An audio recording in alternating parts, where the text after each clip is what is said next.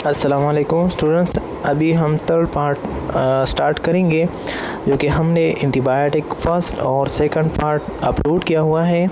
ठीक है, अगर आपने नहीं देखो तो देख लीजिए। ठीक है, एंटीबायोटिक हम स्टार्ट से मतलब करने लगे हैं। ठीक है, तो ये थर्ड पार्ट में हम प्रोटीन इनहिबिटर जो है वो पढ़ेंगे। ठीक है, तो ये हमारे पास बीएससी थर्ड सेमेस्टर फार्माकोलॉजी 1 के टॉपिक हैं।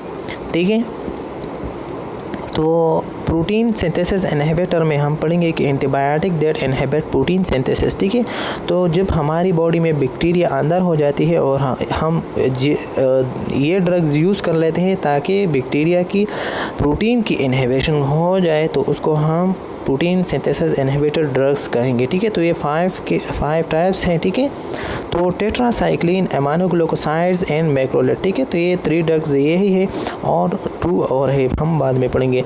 तो टेट्रासाइक्लिन फिर उसने डिवीजन को है कि टेट्रासाइक्लिन की ऑक्सो टेट्रासाइक्लिन, डेमो कोक्लोसाइक्लिन एंड मेनोसाइक्लिन। ठीक है, और डॉक्सोसाइक्लिन।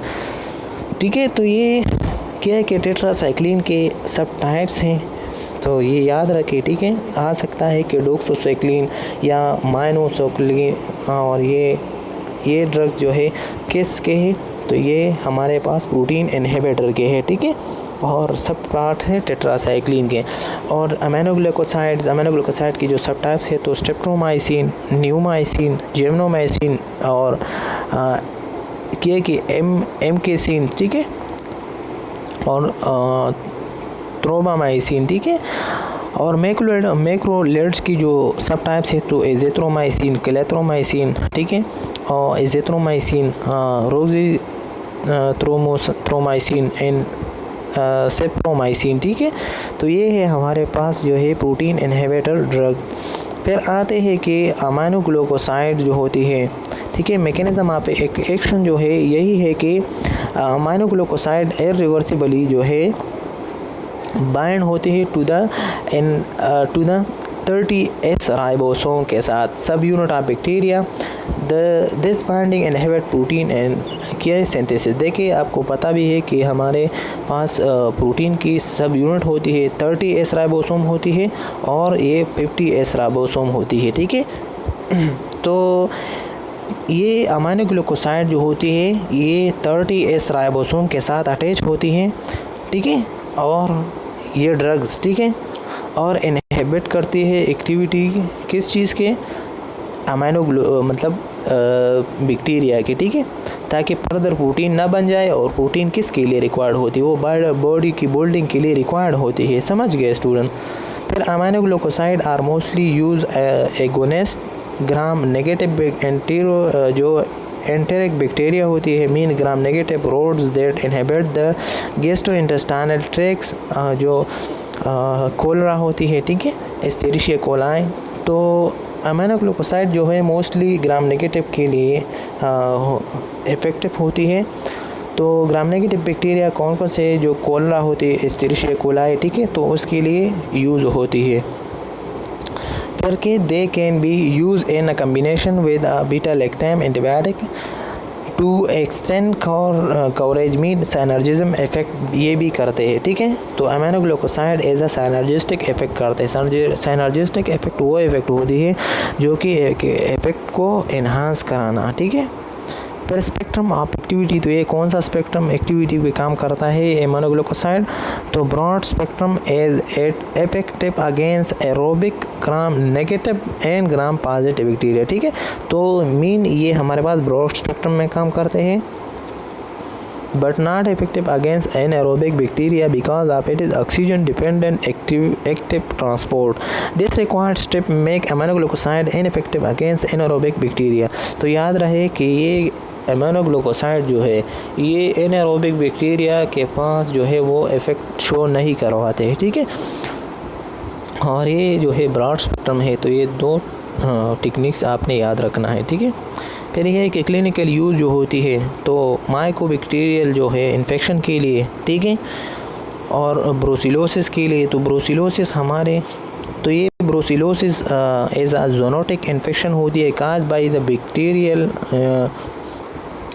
बैक्टीरियल क्या है कि जीनस ब्रोसीलिया के लिए हम यूज़ करते हैं। तो ज़ूनोटिक इन्फेक्शन वो इन्फेक्शन होती है जो कि ये पर आगे उसने एक्सप्लेन किया कि the bacteria are zoonotic infection की डिफाइन है, ठीक है। तो the bacteria are transmitted from animal to human by injection through infected food product direct contact with an infected animal, ठीक है। तो ज़ूनोटिक इन्फेक्शन वो इन्फेक्शन होती है जो कि एनिमल से ह्यूमन में क्या होती है, ट्रांसमिट होती है, ठीक है, थ्रू द इंजेक्शन या कांटेक्ट वगैरह इसके ज़रिए ट्रांसमिट होती है। फिर हमारे पास क्या कि प्लेक्यू होती है। It is a disease that affect human and other mammal, ठीक है। तो प्लेक्यू ये भी हमारे पास होती है कि अफेक्ट करते हैं ह्यूमन, ठीक है। Plague it is caused by the bacterium Yersinia facts, ठीक है। तो ये फ्लेक्स सा होता है, ठीक है। तो ये फेक्ट्स जो है जो बैक्टीरिया से काज होती है, उस बैक्टीरिया का नाम ये यारसीनिया फेट्स होती है, ठीक है। और ये इफ़ेक्टेड होती है ह्यूमन एंड अदर मैमल्स को भी इफ़ेक्ट करते हैं। फिर तुलेरीमिया है। तो it is a serious infection disease cause by the intracellular bacterium francisellosis के तो ये बैक्टीरिया जो है तो टोलोरेंसिस, ठीक है। तो ये फ्रांसिलोसिस टोलोरेंसिस एक बैक्टीरिया है कि उसकी वजह से ये इंट्रासेलुलर जो है वो काज करा देते हैं, इन्फेक्शियस डिजीज़ काज करते हैं ना। तो ये क्लिनिकल यूज़ तो इस बैक्टीरिया के ख़िलाफ़ हम अमीनोग्लिकोसाइड यूज़ करेंगे। तो bacterial infection, brucellosis mean zoonotic infection, plagues and thalassemia, ठीक है। फिर इसकी इंपॉर्टेंट ये चीज़ें इंपॉर्टेंट है, ये अपने रिमेंबर कराना है, ठीक है। Aminoglycoside are poorly absorb from the gastrointestinal tract and have to be given parenterally as a aminoglycoside are strongly polar molecule, ठीक है। तो ये चीज़ें जो है पूरली एब्जॉर्ब होती है गैस्ट्रोइंटेस्टाइनल ट्रैक्ट में। तो आपने ये मसली जो है पेरेंटरियली देना है, ठीक है, मॉलिक्यूल, ठीक है, अमीनोग्लिकोसाइड के जो है, क्योंकि ये स्ट्रांगली पोलर मॉलिक्यूल है। और जो पोलर मॉलिक्यूल होते हैं ना, तो पोलर जितना भी मॉलिक्यूल पोलर होते जाते हैं तो उसकी जो एब्जॉर्प्शन होती है वो इतना कम होते जाते हैं। समझ गए स्टूडेंट। फिर क्या है कि aminoglycoside they are eliminated by the kidney, therefore the kidney patient does not need to be adjust. तो किडनी पेशेंट के लिए ये हम ज़्यादातर नहीं देते क्योंकि ये किडनी से ही रिलीज़ होती है, मतलब सॉरी किडनी की ही ये एक्सक्रीट कराते हैं। समझ गए। अमीनोग्लिकोसाइड्स आर बैक्टीरियोसाइडल। तो ये एमसीक्यूज़ के लिए याद रखें कि अमीनोग्लिकोसाइड जो है ये बैक्टीरियोसाइडल है, ठीक है। और पहले भी हमने ये पढ़ा, मैं आपको रिमेंबर कराता हूँ। ये सेकंड पार्ट में हमने स्टडी की थी कि जो सेलवाल इनहिबिटर थी, ये तो प्रोटीन इनहिबिटर है ना। सेलवाल इनहिबिटर में हमने सेकंड पार्ट में पढ़ा कि जो के सेफालोस्पोरिन था, ये भी बैक्टीरियोसाइडल इफेक्ट कराता था, ठीक है। Aminoglycoside does not cross the blood brain barrier, ठीक है, but can cross the placental barrier. तो ये भी एक पॉइंट है कि बीबीबी को क्रॉस नहीं कराते थे, ठीक है, ब्लड ब्रेन बैरियर, और क्रॉस प्लेसेंटल बैरियर को क्रॉस कराते हैं। तो ब्लड ब्रेन बैरियर इसीलिए क्रॉस नहीं कराते हैं कि ये पोलर है, मोस्टली मतलब स्ट्रांगली पोलर है, तो पोलर की वजह से ये कराते हैं। फिर नेप्रोटॉक्सिक, ये नेप्रोटॉक्सिसिटी का कराते हैं, हमने पहले भी पढ़ा, ठीक है। चेक रीनल फंक्शन को भी ये चेक कराना है अमीनोग्लिकोसाइड में, और बेन, ठीक है। तो ब्लड यूरिया जो नाइट्रोजन होती है या क्रेटिनिन, ये चीज़ें आपने चेकअप करवाना है, ठीक है। फिर दूसरी जो ड्रग्स है मैक्रोलेट है। तो मैक्रोलेट आर प्रोटीन सिंथेसिस इनहिबिटर है, ठीक है, आपको पता है। मैकेनिज्म ऑफ एक्शन मैक्रोलेट का होता है कि antibiotic does not binding reversibly to the site fee site on 50S subunit of the bacterial ribosome, ठीक है। तो ये 50S राइबोसोम के साथ जो है वो मतलब अटैच हो जाती है और प्रोटीन के इनहिबिशन को स्टॉप कराती है, मतलब लार्ज सब यूनिट जो होती है उसके साथ अटैच होती है। लेकिन ये याद रखें कि ये रिवर्सिबल होती है, वापस जो है ख़त्म हो सकती है। This action is consider to be the bacteriostatics, ठीक है। ये एक्शन हम एज अ बैक्टीरियोस्टैटिक लेते हैं ना, ठीक है। फिर क्या है कि macrolide are actively concentrated within leukocytes and thus are transported into the site of infection. और ये जो है कंसनट्रेशन उसकी मतलब जहाँ पे भी ये कंसनट्रेशन क्या करा देते हैं, कंसनट्रेशन उस जगह पे लेते हैं जब जहाँ पे क्या कि विद ल्यूकोसाइट्स, ठीक है। और ये मतलब ल्यूकोसाइट के साथ होके चले जाते हैं जहाँ पे इन्फेक्शन होती है, तो उस साइट ऑफ इन्फेक्शन पे भी ट्रांसपोर्ट होती है, किसके साथ, ल्यूकोसाइट के साथ। कॉमन ड्रग जो है एरिथ्रोमाइसिन है, क्लेथ्रोमाइसिन है, एज़ेथ्रोमाइसिन है, ठीक है। और जो है इसमें और ड्रग्स भी होते हैं, ठीक है। तो ये जो रोज़ोस मायोसिन है, ठीक है, स्पायरोमाइसिन है, लेकिन ये 3 जो है ये मोस्टली होते हैं। एरिथ्रोमाइसिन मोस्टली जो है एलर्जी के लिए यूज़ करते हैं। क्लेथ्रोमाइसिन एलर्जी जो इंट्रासेलुलर एंटीजन के लिए यूज़ करते हैं, मतलब, ठीक है। और एजिथ्रोमाइसिन भी हम मतलब जो इन्फ्लुएंज़ा के लिए यूज़ कराते हैं, ठीक है, फ्लू वगैरह के लिए, ठीक है। फिर जो एंटी बैक्टीरियल स्पेक्ट्रम होती है तो उसकी अलग अलग होती है, ठीक है। तो जो एरिथ्रोमाइसिन है, this drugs as effectively against many of the sames organism as a penicillin G, ठीक है। तो therefore it is may be use to patient with penicillin allergy, ठीक है। तो एलर्जी के लिए जो है, एलर्जी के लिए कौन सा ड्रग यूज़ करते हैं, ये तो मोस्टली मैक्रोलेड है, लेकिन यूज़ होते हैं एजिथ्रोमाइसिन के फॉर्म में एलर्जी के लिए, ठीक है। फिर क्लेथ्रोमाइसिन है, क्लेथ्रोमाइसिन है actively similar to erythromycin but it is also effective against the haemophilus influenza, ठीक है, and is actively against the intracellular pathogen, ठीक है। तो इंट्रासेलुलर पैथोजन के लिए ये यूज़ होती है मोस्टली, ठीक है, such as chlamydia, helicobacter pylori जो स्टमक में होती है, higher than that of the erythromycin. तो एरिथ्रोमाइसिन एलर्जी के लिए यूज़ करते हैं और क्लेथ्रोमाइसिन जो इंट्रासेलुलर पैथोजन के लिए यूज़ कराते हैं, समझ गए, मतलब हेलिकोबैक्टर पायलोरी वगैरह ये चीज़ों के लिए। और एजिथ्रोमाइसिन जो है ये more active against respiratory infection जब हो जाती है, तो एक रेस्पिरेटरी इन्फेक्शन के लिए एजिथ्रोमाइसिन यूज़ करते हैं। फॉर एग्जांपल इन्फ्लुएंजा हो गया, हेमोफिलस इन्फ्लुएंजा है, ठीक है, और मेरोलोसा कैथेड्रलिस है, ठीक है। तो ये मुख्तलिफ़ किस्म के बैक्टीरिया है जो कि इसकी अगेंस्ट के लिए हम यूज़ कराते हैं, ठीक है। तो मोस्टली याद रखें कि एरिथ्रोमाइसिन जो है एलर्जी के लिए, क्लेथ्रोमाइसिन इंट्रासेलुलर पैथोजन के लिए, और एजिथ्रोमाइसिन ह्यूमन जो हेमोफिलस इन्फ्लुएंजा है, ठीक है, थ्रोट के इन्फेक्शन के लिए। एडवर्स इफेक्ट मैक्रोलेड की होती है कि gastric distress, motility, autotoxicity and मतलब आपकी मिडल एयर जो है वो टॉक्स हो या इसी तरीके से, ठीक है, या गैस्ट्रिक डिस्ट्रेस मोटिलिटी हो सकती है, डायरिया, कॉन्स्टिपेशन वगैरह ये लग सकती है। और कोलेस्ट्रेटिक जैंडाइटिस हो सकती है, मतलब कोलेस्ट्रोल जो होती है इसकी मसला हो सकती है, लिवर इम्बैलेंसिंग करा सकते हैं। फिर है टेट्रासाइक्लिन। तो टेट्रासाइक्लिन आपको पता है कि हमारे पास ब्रॉड स्पेक्ट्रम होती है। Mechanism of they are protein inhibitor, तो आपको पता है कि ये प्रोटीन इनहिबिटर है, ठीक है। तो tetracycline bind reversibly to 30S ribosome and block the binding of the amino acid containing transfer RNA on the messenger RNA ribosome complex. Tetracycline prevent binding of transfer RNA, ठीक है।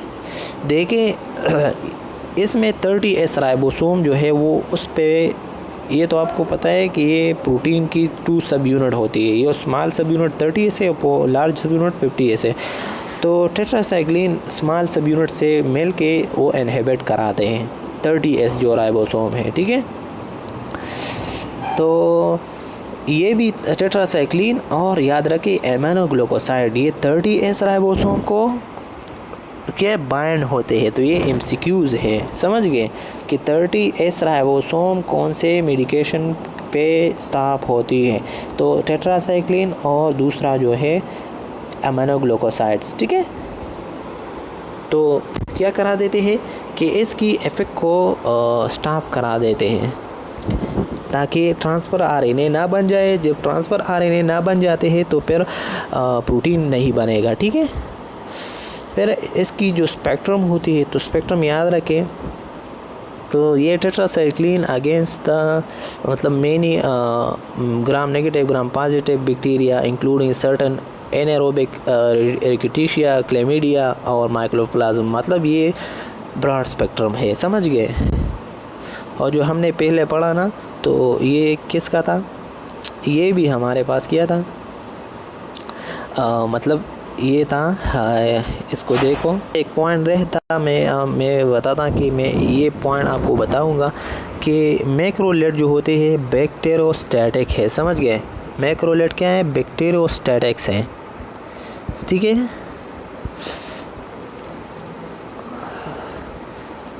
और फिर आते हैं कि इम्पोर्टेंस टू लर्न, तो ये चीज़ें आपने लाजिम लर्न करना है MCQs के लिए, ठीक है।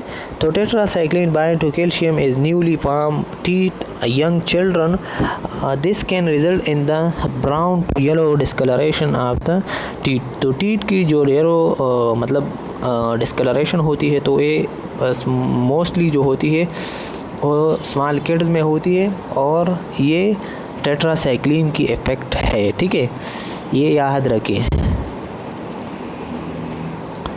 तो कैल्शियम जो है कैल्शियम के साथ बाइंड होती है, और वो कैल्शियम टीथ पे जो है वो डिपॉजिट होती है, और उसकी डिस्कलरेशन आप येलोइश पर मतलब करा देते हैं। Tetracycline can bind to calcium in growing bone to के रिजल्टिंग इन डिफॉर्मिटी। फिर जो कैल्शियम की डिपोजिशन होती है बोन में, तो उसके साथ भी इंटरफेयर करा देते हैं, कौन से, टेट्रासाइक्लिन, और उसकी एब्जॉर्प्शन को ख़राब देते हैं, और बोन की डिफॉर्मिटी बच्चों में पैदा हो जाती है। Tetracycline and doxycycline can cause phototoxicity skin reaction due to their ability to absorb ultraviolet radiation present in sunlight, ठीक है। तो ये भी क्या है कि प्रेजेंट सनलाइट में जो है ये क्या करवाते हैं, ये मतलब ये फोटोटॉक्सिसिटी काज कराते हैं। तो ये भी याद रखें कि ये हमारे बॉडी में ये क्या है, ये बैक्टीरियोस्टैटिक्स है, दे आर बैक्टीरियोस्टैटिक्स, ठीक है। तो ये MCQs आते हैं कि जो टेट्रा मतलब हमने पहले भी पढ़ा कि जो मैक्रोलेट था वो भी टेट्रा क्या है कि बैक्टीरियोस्टैटिक था, और ये भी जो टेट्रासाइक्लिन है ये भी बैक्टीरियोस्टैटिक्स है, ठीक है। Calcium in the milk bind to tetracycline and prevent gut absorption. Other petal जो मेटल होती है which affect the absorption of tetracycline are aluminium, magnesium, ठीक है, आयरन। तो ये सब चीज़ों के साथ ये इंटरफेयर होती है टेट्रासाइक्लिन, ठीक है। मोस्टली जब हम मिल्क के साथ जो है कैल्शियम वगैरह लेते हैं ना, ये टैबलेट जब मिल्क के साथ लेते हैं तो कैल्शियम की एब्जॉर्प्शन स्टॉप करते हैं, ठीक है। तो टेट्रासाइक्लिन ड्रग्स है, ये जब मिल्क के साथ हम लेते हैं तो ये मुख्तलिफ़ किस्म के मेटल्स के जो है या कैल्शियम वगैरह ये इसकी एब्जॉर्प्शन कम कर देते हैं, ठीक है। Tetracycline cross the placenta enter fetal circulation accumulation in the fetal bone if use during the first मतलब सेकंड एंड थर्ड ट्राइमेस्टर। तो ये प्लेसेंटा को क्रॉस कराते हैं जब हम ये सेकंड और थर्ड ट्राइमेस्टर में यूज़ करते हैं, और ये क्रॉस करते हैं permanent discolouration of the fetus जो होते हैं टीथ, ठीक है। तो पीटस की जो परमानेंट डिस्कलरेशन होती है ये भी क्रॉस करा सकते हैं, ठीक है। तो ये है मुख्तलिफ़ किस्म के मैकेनिज़्म की 70 इसके साथ और 30 इसके साथ जो है वो क्या कि बाइंड होती हैं। फिर हम आते हैं कि क्लोरोपिकोनोल पे। तो क्लोरोपिकोनोल the use of क्लोरोपिकोनोल broad spectrum है, ठीक है, एंटीबायोटिक के विच बाइंड